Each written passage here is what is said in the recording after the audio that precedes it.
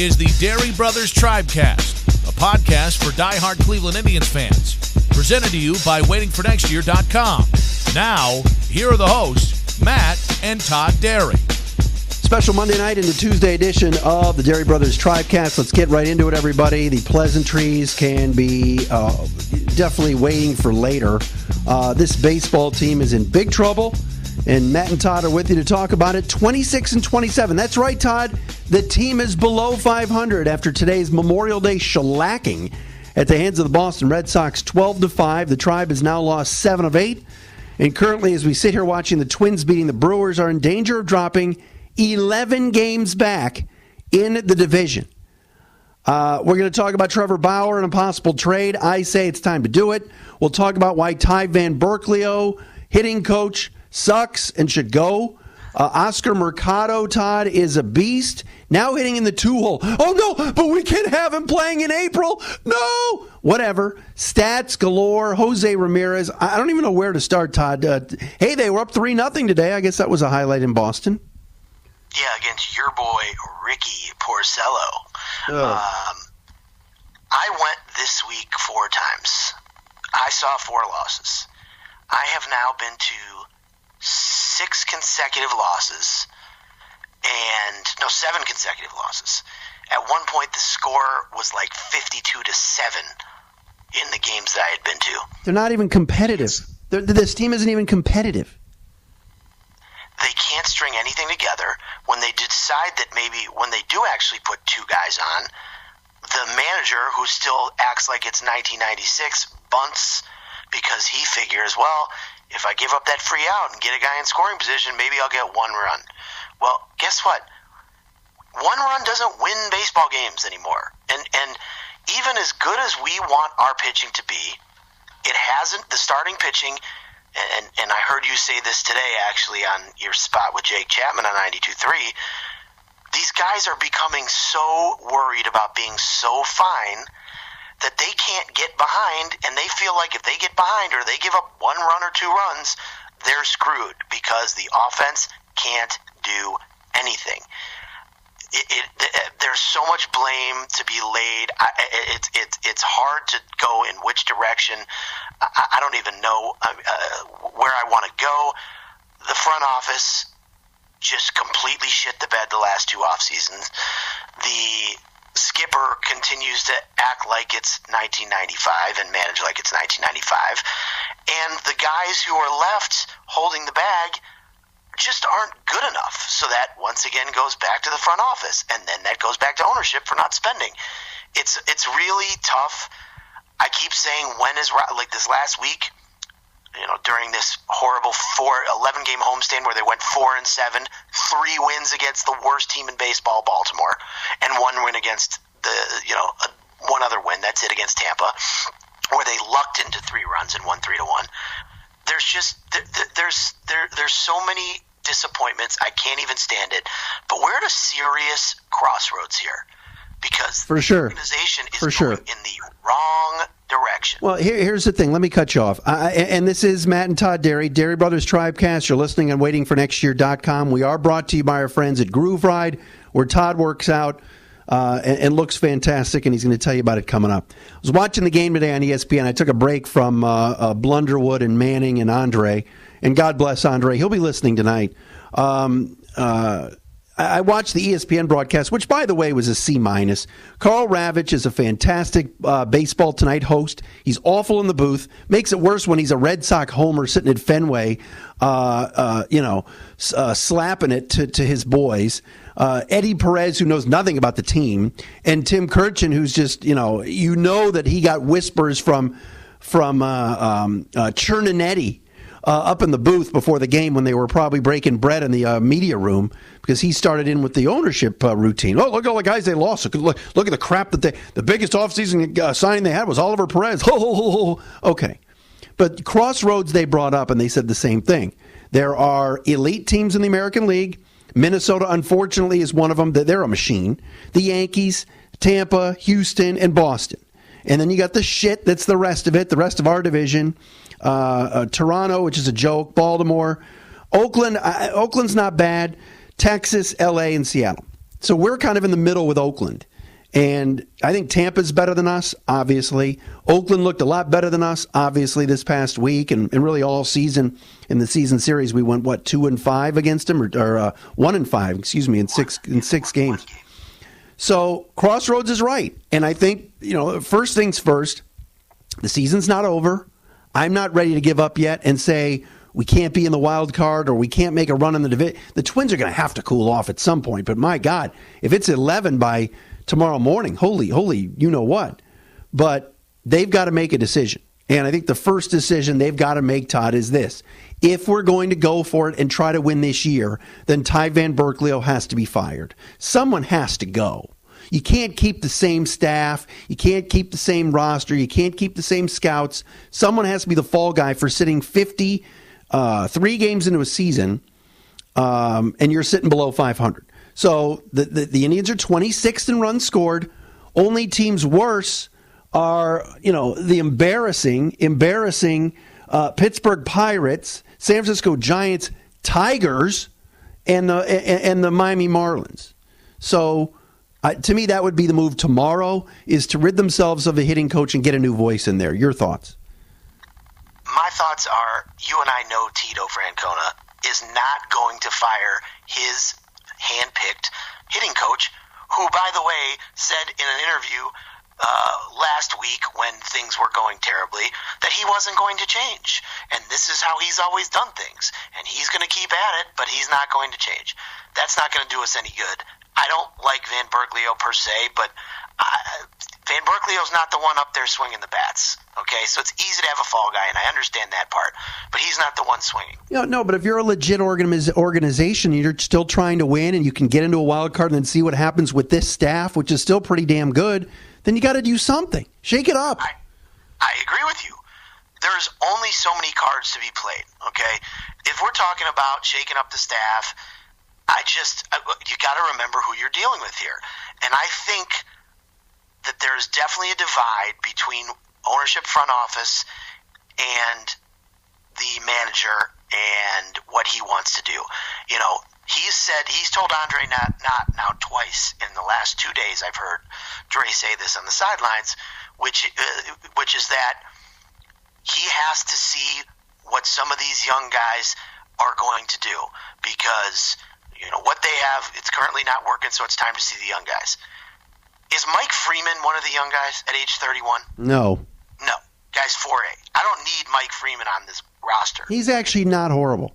I mean, not every. Come on. He plays once a week. He plays once a week. That's not the problem, Todd. No, I understand that, but the bigger point here is that the front office put together a roster with Mike Freeman having to come up and replace the previous scrubs that you had.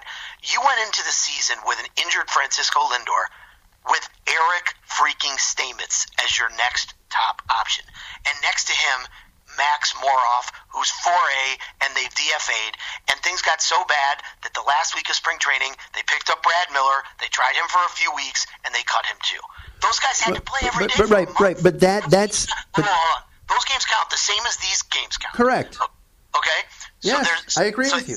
So there's that, okay? The outfield, which the front office has put together, has been a collection of backups and 4A guys. But I don't want to see Tyler Naquin anymore. I don't. I know what he is. He's coming back. He's coming. He's coming back. Tyler Naquin will be here. You're going to see him, and they're going to probably take it. At this point, Oscar Mercado better play every day. Of course. Of course. It was a nice story. Leonis Martin, great story. He came back from almost dying. I couldn't be more happy. Yeah. Goodbye. DFA. Goodbye. But guess what about Leonis Martin?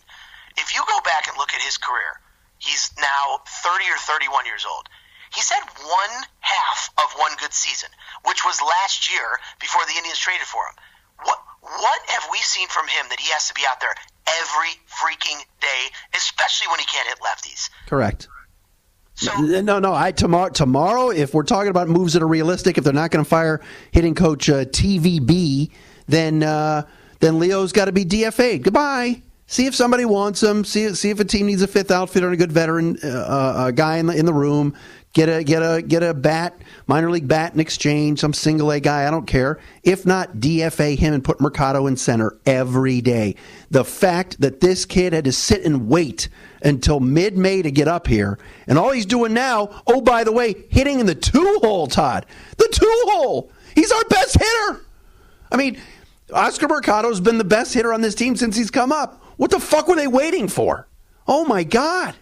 They waited this long for this guy? We saw in the spring. He lit up the spring. We said with Mandy Bell like a month ago on this show, when are they bringing him up? Oh, it'll be soon, and I'm not making fun of Mandy. I'm just using that as an example.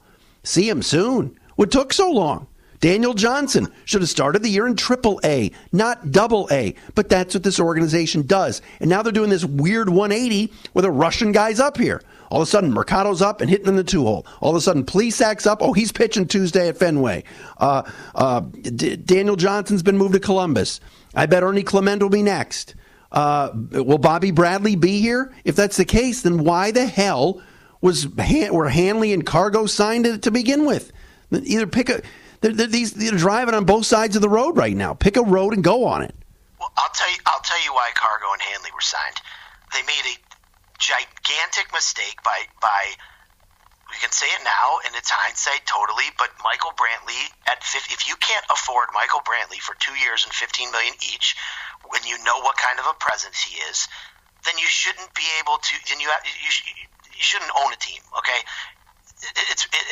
that's ridiculous. You let Michael Brantley walk with no backup plan whatsoever. You're basically playing this. It's the same infield from the 2016 team, except for the fact that Jason Kipnis is not the Jason Kipnis from 2016. J-Ram is, God only knows what's going on with him. Carlos and Frankie are doing their parts, and but you're banking on so many unknowns. So you're like, oh, I'll take a shot with Cargo. I'll take a shot with Hanley Ramirez, two guys who are well past their primes. They gave him every chance, and it didn't work. And now, Tito's like, oh, I got to play the young guys. We got to see what we have. That's only because he has no other choice. And that, once again, goes to the front office's decision to absolutely do absolutely nothing this offseason when the division is there for the taking and you have the best starting rotation in baseball. It makes absolutely no sense then. It makes absolutely no sense now. And now you're basically waiting for, we only have 2 bullets left to play in AAA, essentially, Bobby Bradley and Daniel Johnson. And who knows what's going to happen there, because you're already... They're not bringing Johnson up. No way. Jet, you won't see Jet. You won't see. I bet you see him by August. You think? I think Jet Johnson will be a September call up, and they'll sit him, and he'll sit. I don't. Where are you going to play him? But before that, I do. Well, I would hope so. But we knew these guys in the spring, and I know spring training's not everything, but it's the same thing when 2016. And I know everybody goes back to 2016 and compares this year to that year because we went to the World Series that year. That year, if you recall, the opening day lineup, 7, 8, 9, was Marlon Byrd in left, Juan Uribe at third, and Colin Cowgill in right. And then those 3 guys were banished and never heard from again because they actually brought up some guys that were better, including Tyler Naquin. And then, of course, they Jose started playing every day. So, that's the thing. Naquin had a great spring and was like an extra outfielder at the start of that season. Then finally, like in June and July, he was Rookie of the Month because he was playing every day. This Mercado thing falls, I'm with you. I don't know if that was Tito saying, I will not play this kid in April. We don't need him up here in the freezing cold. I don't know if that was a front office. Who won that wrestling match? But they better get their acts in gear and get on the same page. Because it's hard to defend Tito not playing Mercado, and what were they going to do when you saw how he absolutely buried Yandy Diaz for 3 years every time a right-handed bat was needed, or they could, Kipnis was injured and they could have moved J-Ram to second and played Yandy at third. We've talked about it ad nauseum. Yandy played third every single day during that 21-game streak. Gio was coming in for defensive purposes, and you had the playoff roster come out, and magically he wasn't on the roster. And then the next year he got buried again and started in AAA when he had clearly graduated. So my faith in Tito having to play these young guys isn't. I mean, now he has no choice. But we all know he prefers veterans. It's been that way his whole career. So it's obviously very frustrating what's going on. I don't like it. You know what else is bad? They're boring. It's boring. Yeah. I just go to these games, and every game I go to, we're down 3-0, and they don't score, and we have no runs on 2 hits in the 5th. It's like, all right already. But again, that's why you got to do. That's why you got to do when it's the same players. That's why you got to do something. That's why you got to fire the hitting coach and make a statement and say and tell the guys, that we need to look. Van Berkelow's head's on a platter. Goodbye, gone. Y'all are going to be next if you don't start performing. This is not a franchise trying to get to 500. This is not a franchise. This is trying to do well or rebuild. Jake Chapman said to me today on the Fan, rebuild on the fly. No, F that. I understand you're moving some new guys in. I didn't have a huge issue with payroll slashing this offseason because, once again, our fans who get all angry at Dolan don't go to the games. I saw the Indians' TV ratings are through the roof. Get your asses to some games if you guys want to support this team. I don't understand why they don't. That's number one. Number two, yes, it is a smaller market or mid-market. Still not an excuse. The fact remains $7.5 million by the front office was poured into Carlos Gonzalez, Hanley Ramirez, and Danny Salazar. 4.5 for Danny, 2 for Cargo, and 1 for Hanley. I think my math's pretty good there, Todd. That's $7.5 million. That money could have been used on Adam Jones and Derek Dietrich. Boom. End of story. Those two fuckers are lighting up the National League with home runs. Don't give me this stuff about, we had to wait till. That's just a poor job. And like you brought up, and you're spot on. Stamets at the start of the year with Moroff was a joke. Brad Miller did well. He did fine. He had the third highest OPS on the team when they DFA'd him, and he said they don't want the best players on the team. He was right.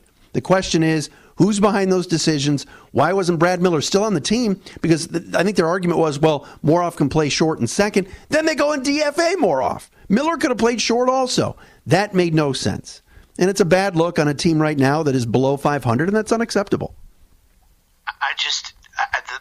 The main thing I keep coming back to is there's really nothing, the way this roster is currently constructed, there's really nothing more they can do other than really the next move is Bobby Bradley, who has to play first base or DH, and essentially would take the spot of Jake Bauers because fine. Jake has not been great. No. I think nope. we all, he was a top 100 prospect in baseball, and we all want him to succeed, but, good athlete, but he just hasn't produced. He hasn't. So maybe it's time to see Bradley in that power swing get his shot up here. But other than that, you're going to have to make a trade, and it's going to have to come as, I'm not going to say a sell-off because they don't have to be a team that completely sells. I think that there is one player on this team who could be traded right now for Major League talent right now, and yes, it would hurt a little bit, but it's coming from a place of depth, and I believe that person should be Trevor Bauer. I'm with you 100%.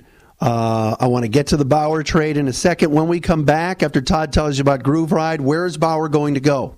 We've got 2 places. Todd's got one, and I've got one that make the most sense. We'll do it next. First, TD to tell you about our sponsor, Groove Ride. This is the best workout place.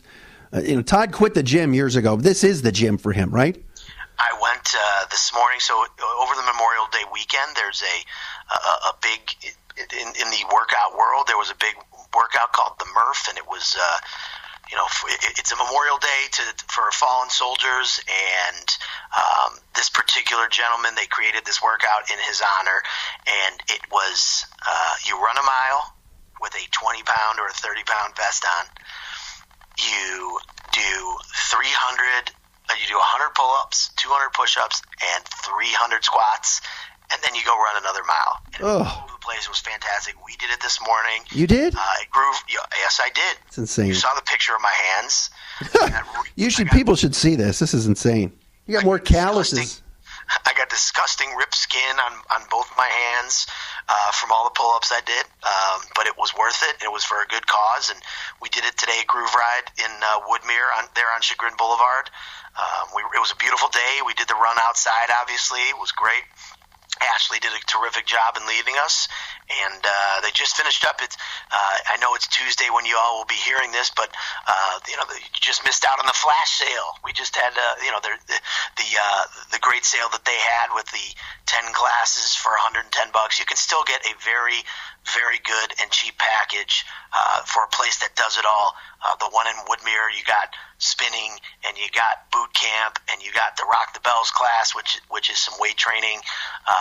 At Van Aken, yoga, bar, and spinning, and then downtown you have your boxing, and it's a great place. So my guys Zosimo and his wife Anjua, they've been in Cleveland now for 5 years. They've made it their home. They are great people, putting out a great local product. Check them out at grooveride.com, groovride.com. All right, we're back here on the Dairy Brothers Tribecast. You're listening and waiting for nextyear.com. And, of course, wherever you get your podcasts, we appreciate you listening. Tribe a 12-5 loser today to the Red Sox. Back at it for a Tuesday nighter with David Price. That ought to be good. This team can't hit. Another lefty. We get to face another lefty. We know how that works out. Well, here's the thing. I was wondering about this because now Chris Sale is not pitching Wednesday. Some Weber dude is. He's a right-hander. Ryan Weber, he's like 28, 29. They probably are like, oh, we get to face the Indians, worst offense in baseball. Here, we'll throw this guy out there. Yeah, actually, second worst offense in the American League if you count Detroit as a big league team. But they're kind of, they look like more like the Mud Hens. But I could do a Tiger bit all day. But anyway, so we'll see David Price on Tuesday. We will get to see Banuelos again on Thursday, though. That's good news. That's the Luplo guy. Luplo's about to hit 2 more homers and add to his total of every homer except one against one pitcher. But anyway, all right, so before the break, we just talked about this. Trevor Bauer is the guy, and we love him, and you and I are both fans. I said he was going to win the Cy Young at the start of the year. For the last month, he's been completely off his game, still battled through his start, the last one, and he's had a couple of those where he's had kind of 3, 4, 5 runs he's given up, but he's gone 110 pitches. He's eaten innings. But I think what's going on with him is I think he senses as well that his time in Cleveland is going to be close to over. I'm ready right now to call the Astros, who, of course, have Garrett Cole. They've got Justin Verlander. They've got Wade Miley. They're starting Peacock, who's, a 30-year-old kind of ham and egger, and could use one more starting pitcher. Of course, letting Dallas Keuchel walk. Bauer, of course, Todd, is also arbitration eligible next year, so he's under team control for the rest of this year and next.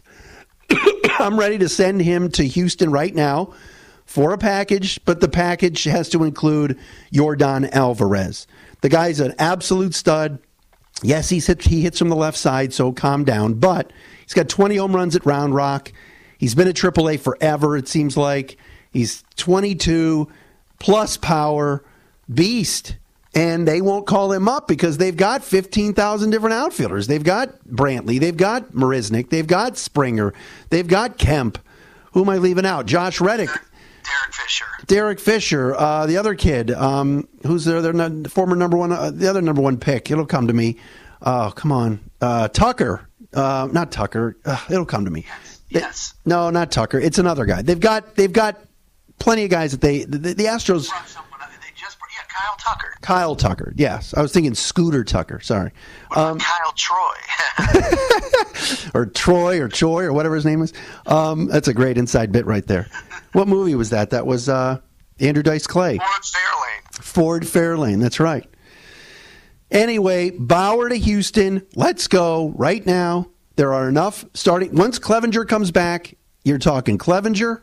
You're talking Carrasco, Bieber, hopefully. This kid, what's that? Zach Plesac. Hopefully Plesac can look decent. And Jeffrey Rodriguez, and I know today was a bit of a struggle for him, but you see his stuff. Is it necessarily waving the white flag trading Trevor Bauer? Not really. I'm not ready to say that is. They've got to get this Alvarez kid and put him in the outfield and let him hit third or fourth. He's ready. He's ready. And the Astros, this is just like Verdugo in the offseason when the Indians wouldn't pull the trigger on that trade. Now the Dodgers are playing him, and he's been awesome. What do you think? You got to give something to get something, right? Yes. And the only thing the Indians have in terms of depth that could really bring you the major haul, which you're not trading Francisco Lindor, and if you do, nobody will show up, is the starting pitching. Your biggest bullet there is probably Clevenger, only because of club control. But with that said, he's injured, and he's still coming into his own. Trevor Bauer would immediately slot in at number one for the majority of these teams that would look at him. You say Houston with a package with Alvarez. I was just looking at Alvarez's numbers, by the way. He's hitting 371. Hello.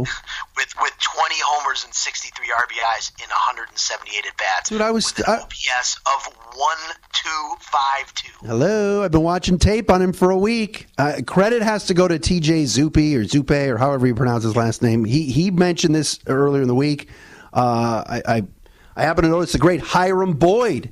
I don't know if Hiram listens to us. Hiram getting a shout out. How about that? He mentioned him as well, and I'm like, all right, let's go.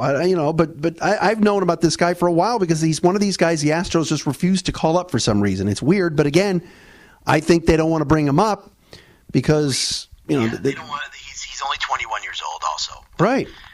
There are several teams that could use him. One who is, I have two in particular. One being a National League team who's finally coming into their own a little bit, and they've made some noise by making big free agent signings, and they have one great young starter in Chris Paddock, and they need an ace, and that's Trevor Bauer, who went to UCLA, Southern California. I think San Diego would work nicely for him. National League, you and I could go over this 8,000 times about the National League and how weak it is, but I think the Padres would be another team that has been talked about that has looked at him.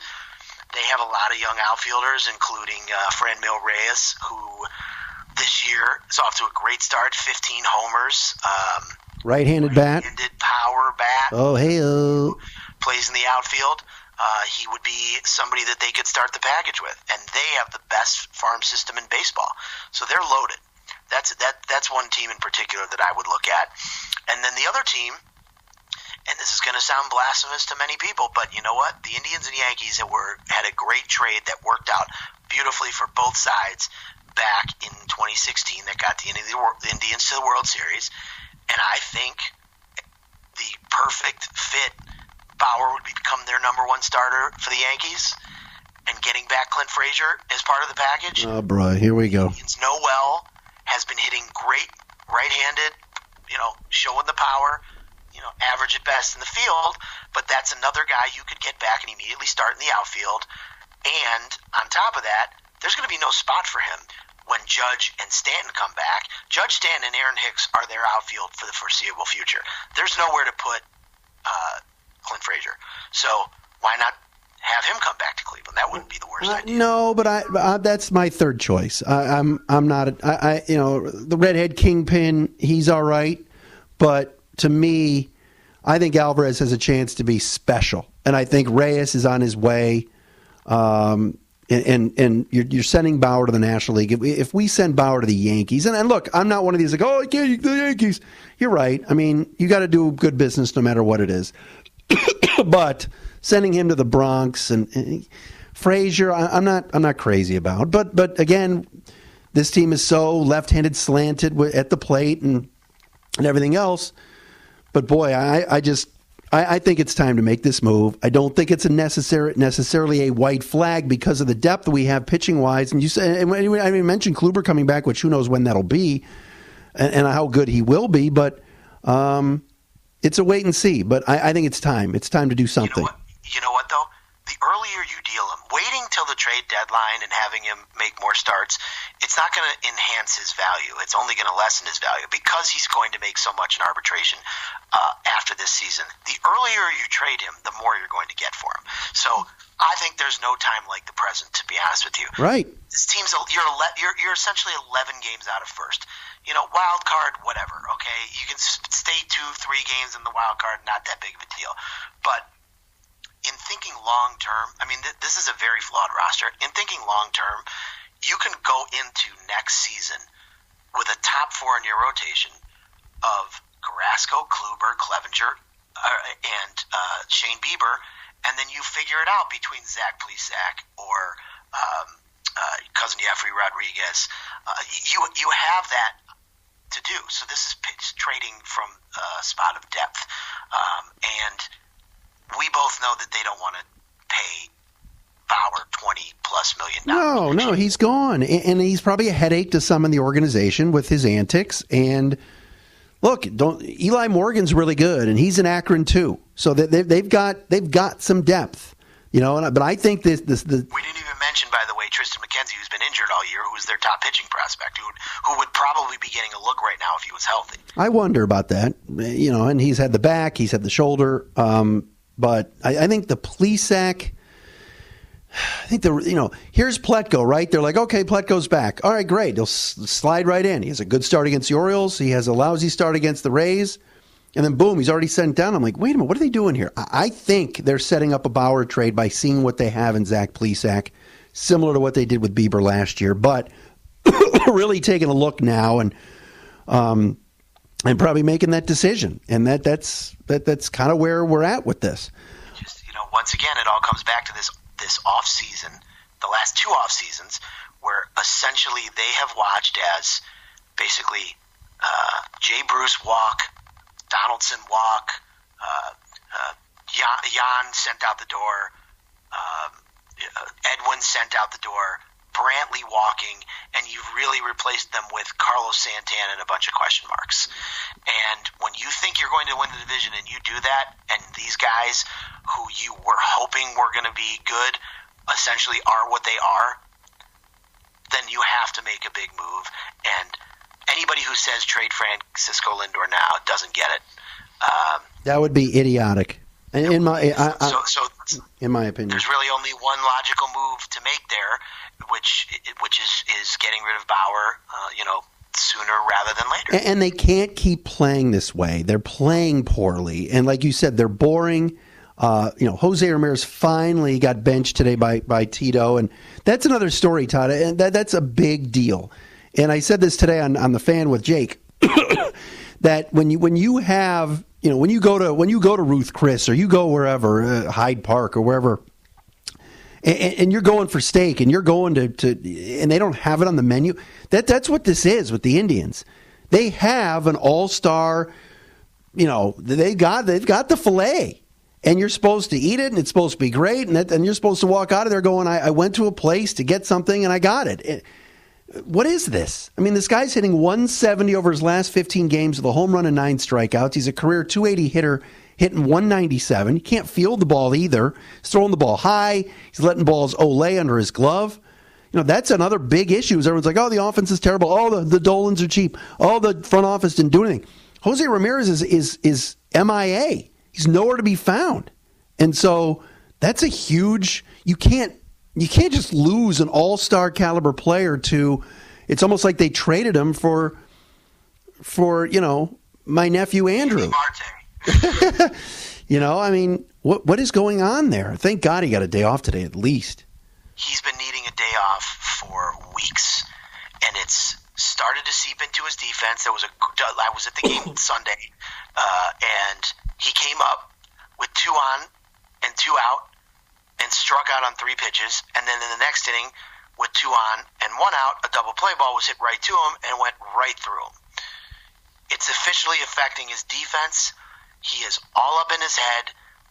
I can't remember a guy falling off this quickly since Carlos Baerga, and we know how that went. And I don't want to compare the two That's a great call by you. But the truth is, I can't take full credit for it. The great Ags came up with that himself. But seriously, he's fallen off hard. And when everything in your offense is basically like, well, Frankie or Carlos will bail us out, you're never going to win. Jose Ramirez is absolutely killing this team. And you can't argue any other way. And, I'm sure he's frustrated, but he better get his shit together.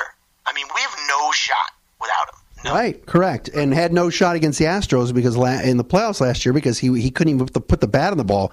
He and Yonder Alonso were windmills in that series. And I know it happened last summer, and there was that PED rumor for like 24 hours, and then ever since then, Ramirez hasn't been the same guy. The Indians might as well, if they're so into saving money, just fire his translator, because he's not doing any post-game interviews because he's always 0 for 4, 0 for 5. I'm not even trying to be funny. I mean, it's pathetic. Part of me feels really sorry for him, but God, this is really, really terrible. I mean, tomorrow should be interesting because he's obviously going to be hit. You should sit him again. No. The whole series off. I'd play him tomorrow against David Price and just see if somehow he can knock one off the wall. The one day, and then Tito mentioned today. They told him yesterday, so we had the whole flight, and then to wake up today in Boston, wherever they stayed, up there in the 617.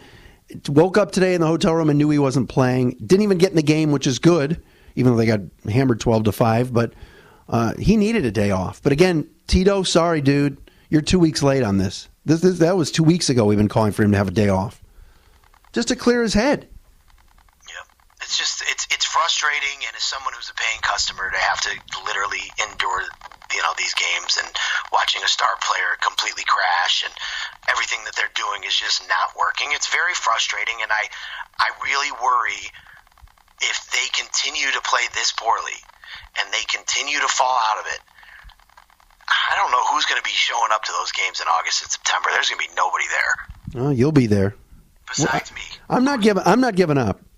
I'm not giving up either. They're 2 games out of the wild card, wherever they are, but they're not exactly inspiring any confidence. Let's put it that way. No, and pitching is what wins. And unfortunately, over the last week and a half, 2 weeks, I think the hitting has affected the pitching.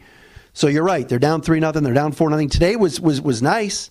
I spent the first couple of innings doing some more yard work. By the way, let's talk. Let's move over to some mulching business. Let's talk $5 bags for $10 mulch at Home Depot. But anyway, we got 10 bags. I was listening to Hammy. Hammy was telling stories about the city of Boston, and it was weird. My wife was like, "What is going on?" And I'm like, "I don't know." Even Hammy today, he was bored, and the team was up 2-3-0, and Jeffrey was mowing them down, and Hammy's telling stories about the Bruins being in the finals, and that's 12 championships for the city of Boston since 2001. I was in the car for that. I heard that exactly. He wasn't even and that's rare that Hammy's not into a game. He was. Here's Memorial Day at Fenway on national TV, and Tom Hamilton was checked out. He was telling stories. So I don't know what's going on. I'll tell you another thing about Hammy, because I obviously listen a ton. He's the best. He's got this new move now where he expects the worst and it's not affecting him. So he'll be like, here's a 2-2, swung on and missed. Or he'll say, pop up to short. Like very condescending. He knows. He sees this every day. He's got to imagine having to sit through these every single day and come up with an excuse and try to stay positive. Hammy's a tenured professor. He obviously tells it like it is. And I got to give Manning too. Manning's been great. Today when Jake Bauer squared to bunt, that ridiculous squaring of the bunt with a man on third, Manning's response was, "What in the hell is he doing?" I didn't hear that. That's great. Oh, it was fantastic. Yeah, go when you watch tape, go back to that first inning and listen to his response. I'm burning this tape. I was busy with Yordan Alvarez and Franmil Reyes material over the weekend. All right, that'll do it for us. We could go all day, but 2 more against the Red Sox, like we talked about, David Price and this right-hander Weber on Wednesday. We'll see. What did I tell you text-wise over this weekend? I told you Banuelos. We're missing Reynaldo Lopez, who nearly no-hit us a couple of weeks ago. But Banuelos on Thursday in Chicago. And then I know they'll see Nova, Giolito, Dylan Covey on Friday. If they can't go into Chicago and get the bats going this weekend, my God, it'll never happen. Manny Banuelos is terrible. The Indians have had his number. And they've done a nice job against him. Other than that, I don't really have much faith. But I do have one. There's one person that I think needs to give her opinion, and she's been very upset with how the Indians are playing. And she went to 2 games with me. My daughter Brooke. Oh God! What do you have to say about how the Indians have been playing lately?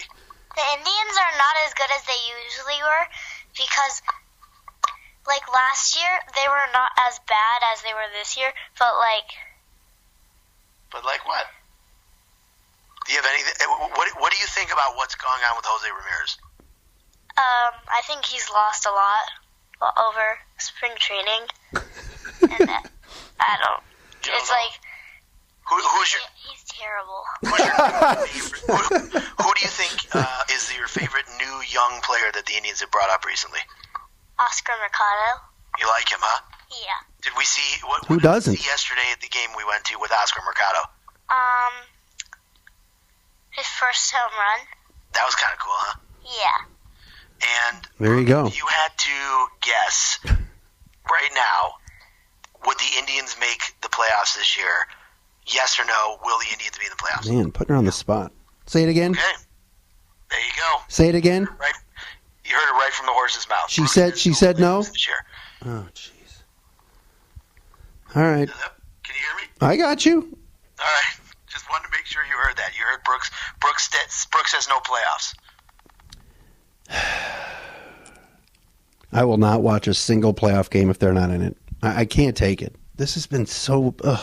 And it was so good at the start of the year, even though we knew they weren't playing well and they were trotting out Stamets and Moroff and Hanley and Cargo, as Matt Underwood would call him. Yeah, well... I mean, this last stretch, it's just been brutal. Yeah, it's been as bad as it's been in the Tito era. I don't remember being this bored in the last, 6 years. All right, man. Well, hopefully they right the ship and somehow find a way. They've hit David Price before, and then, I mean, that trip to Chicago, and then they come home for the Twins. The Twins have hit 50 more home runs than the Indians. 50! Yeah, they're on pace for like 370 home runs this year. No joke. I looked it up. The Twins have 7 guys in their lineup have an OPS of over 700. We have 4. Yeah, and they also have like 8 guys who have 10 homers, and we have 1. Right, because they're all-star people. They knew Jorge Polanco, once he got healthy, was going to be special, and he is. Eddie Rosario is an all-star, and he's playing like it. Nelson Cruz, before he got hurt, was a big basher that was playing like it. That's the biggest thing. Everybody could talk about so many things, but Jose Ramirez, to me, that's the biggest problem, biggest culprit right now. All right, man, we'll talk again next week. Sounds good, brother. There he is, Todd Derry, Matt Derry, Derry Brothers Tribecast on waitingfornextyear.com. Hopefully this thing gets a little bit better, and we'll talk to you again next week.